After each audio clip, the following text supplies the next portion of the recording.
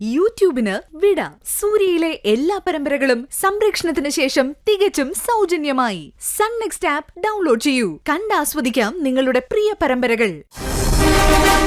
3 അടുക്കള പോകുന്ന വീടാ ഇത്. വേലക്കാരുടെ അടുക്കള ഇന്ന് ചായ കുടിക്കാനാ ഈ മാണിക്യമംഗലത്തെ വിശ്വനാഥന്റെ വിധി. അവനവൻ ഇരിക്കേണ്ട സ്ഥാനത്ത് അവനവൻ ഇരുന്നില്ലെങ്കിലേ ചിലപ്പോൾ അവിടെ വേലക്കാർ കയറി ഇരുന്നിരിക്കും. അത് ലോകനീതിയാ. എന്തോ എനിക്ക് നീതി അങ്ങോട്ട് ബോധിക്കുന്നില്ല. നിനക്ക് ബോധിക്കണ്ട. ഞാൻ പറഞ്ഞോ നിനക്ക് ബോധിക്കണമെന്ന്. ഇനി ഇത്ര അലമ്പ് വർത്താനം കൊണ്ട് എന്റെ മുമ്പിലേക്ക് വന്ന ഏട്ടാ, ഇത് അഭിനയമാണോ ജീവിതമാണോ? ജീവിതം, പച്ചയായ ജീവിതം. എന്താ മാണിക്യമംഗലത്ത് വിശ്വനാഥന് ജീവിച്ചൂടെ?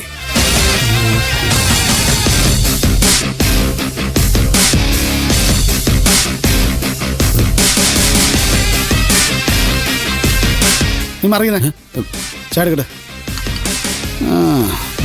അവളുടെ ചായ ഒന്നും വിടുകയല്ലേ?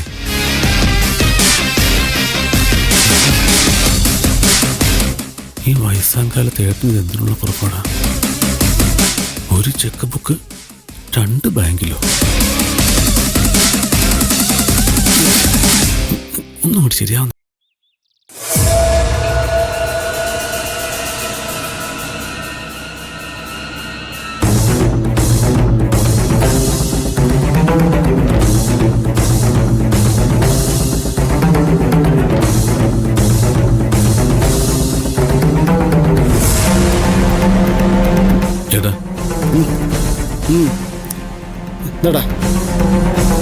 പേടിക്കണ്ട, ഞാൻ ശല്യപ്പെടുത്താൻ വന്നതല്ല.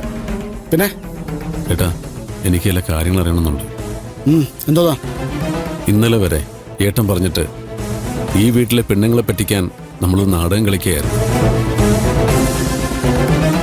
ആ കളി ഇനിയും തുടരണോ വേണ്ടയോ എന്ന് ഏട്ടൻ പറയണം. ഇപ്പൊ തന്നെ പറയണം നിർബന്ധമാണോ നിനക്ക്? ഞാൻ പറഞ്ഞിട്ട് നിങ്ങൾ നാടകം കളിച്ചു എന്നുള്ളത് സത്യ. നാടകം തുടരേണ്ടത് നമ്മുടെ ആവശ്യമാണ്. പക്ഷേ ഇപ്പൊ എന്റെ മനസ്സ് ശൂന്യമാ. ഒന്നിനും കൃത്യമായിട്ട് ഉത്തരം പറയാൻ പറ്റുന്നൊരു മാനസികാവസ്ഥയിലല്ല ഞാനിപ്പോ. ഓർക്കാപ്പുറത്തുള്ള അമ്മയുടെ പോക്ക് എനിക്ക് സഹിക്കാൻ പറ്റുന്നില്ലടാ. അതിൽ നിന്ന് ഞാനൊന്ന് കരകയറിക്കോട്ടെ. എന്നിട്ട് എന്താ വേണ്ടതെന്ന് നമുക്ക് ആലോചിച്ച് തീരുമാനിക്കാം. എന്താ അത് പോരെ? മതി, അത് മതി.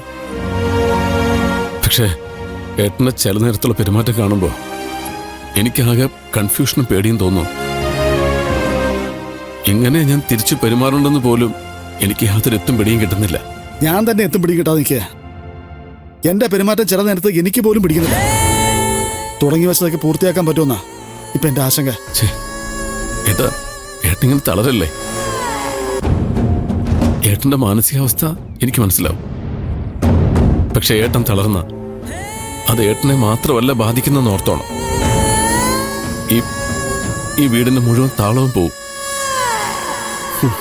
മാണിക്യമംഗലത്ത് വിശ്വനാഥൻ വീണു എന്നറിഞ്ഞ ആ നിമിഷം ശത്രുക്കൾ നമുക്കെതിരെ തലവെക്കും. ശത്രുക്കൾ പുറത്തുള്ളവരാണെങ്കിൽ തൽക്കാലം നമുക്ക് അവർക്ക് മുഖം കൊടുക്കാതെ രക്ഷപ്പെടാമായിരുന്നു. പക്ഷെ ഇവിടെ അതല്ലല്ലോ അവസ്ഥ. അവര് കൂടെ തന്നെ ഉണ്ടല്ലോ. അവർക്ക് എന്തെങ്കിലും സംശയം തോന്നിയ ഇതുവരെ നമ്മൾ കഷ്ടപ്പെട്ടതൊക്കെ വെറുതെയാണ്. അമ്മ പോയതില്ലേ ഏട്ടനെ പോലെ എനിക്കും ദുഃഖമുണ്ട്. പക്ഷേ ഇങ്ങനെ നിലനിർത്തി പെരുമാറാനൊന്നും എന്നെ കൊണ്ട് പറ്റില്ല. കാരണം നമ്മൾ ഏറ്റെടുത്ത ദൗത്യത്തിന്റെ ആഴം എനിക്ക് നന്നായിട്ട് അറിയാം. ചെറുതായിട്ട് നമുക്കൊന്ന് പാളിപ്പോയാ എല്ലാം കൈവിട്ടു പോകും ഏട്ടാ. നമുക്ക് ജയിക്കണ്ടേ ഏട്ടാ? നഷ്ടപ്പെട്ടതൊക്കെ നമുക്ക് തിരിച്ചു പിടിക്കണ്ടേ? ഈ വീട്ടിലെ പെണ്ണുങ്ങളെ കുപ്പിയിലിറക്കി നമ്മുടെ 65% ഓഹരി നമുക്ക് തിരിച്ചെഴുതി വാങ്ങണ്ടേ? എല്ലാം വേണം. പക്ഷേ അതിനുമുമ്പ് ഒരു പ്രധാനപ്പെട്ട കാര്യമുണ്ട്. നമ്മുടെ അമ്മയുടെ ആത്മാവിന് മോക്ഷം കൊടുക്കണം. അല്ല, കാശി മരിച്ചത് കൊണ്ട് അമ്മയ്ക്ക് മോക്ഷം കിട്ടിയെന്നല്ലേ അഘോരി പറഞ്ഞത്? അതിന് അഘോരിയല്ലല്ലോ അമ്മയുടെ മൂത്ത മകൻ, ഞാനല്ലേ? ഏത് കാശിയിൽ വീണ് മരിച്ചാലും ഏത് ഗംഗയിൽ മുങ്ങി നിവർന്നാലും എന്റെ അമ്മയ്ക്ക് മോക്ഷണം കിട്ടണമെങ്കിൽ എന്റെ കൈ കൊണ്ടൊരു പിടി വലിച്ചോറുണ്ടണം. അല്ലാതെ നമ്മുടെ അമ്മ ആത്മശാന്തിയോടെ ഈ ഭൂമി വിട്ടു പോകുന്നു നിനക്ക് തോന്നുന്നുണ്ടാ? വൈകിച്ചൂടാ. നാളെ തന്നെ കർമ്മങ്ങൾ ചെയ്യണം. ഏതെങ്കിലും ഒരു കടലിൽ അമ്മ ഒഴുകണം. അല്ലാതെ എനിക്ക് ഉറങ്ങാൻ പറ്റില്ലടാ. ഏട്ടാ,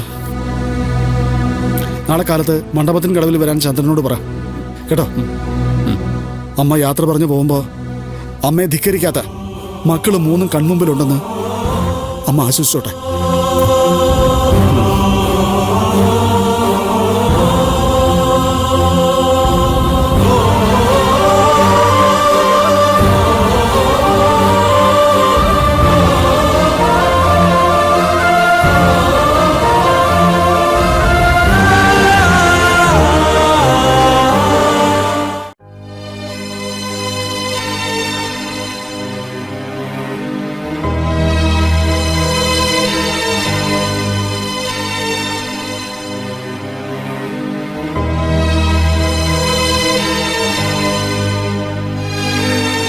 ഇനി പിതൃക്കളെ മനസ്സിൽ ധ്യാനിച്ച് പിണ്ടം സമർപ്പിച്ചോളൂ.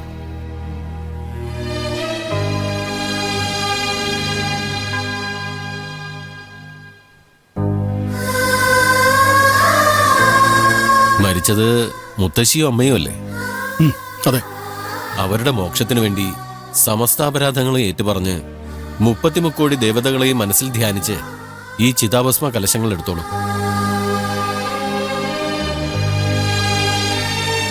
എന്നിട്ട് കടലിലേക്ക് ഇറങ്ങിച്ചെന്ന് ഇത് തലയ്ക്ക് മുകളിലൂടെ പിന്നിലേക്ക് എറിഞ്ഞ് 3 തവണ മുങ്ങി നിവർന്ന് കയറി പോന്നോളൂ.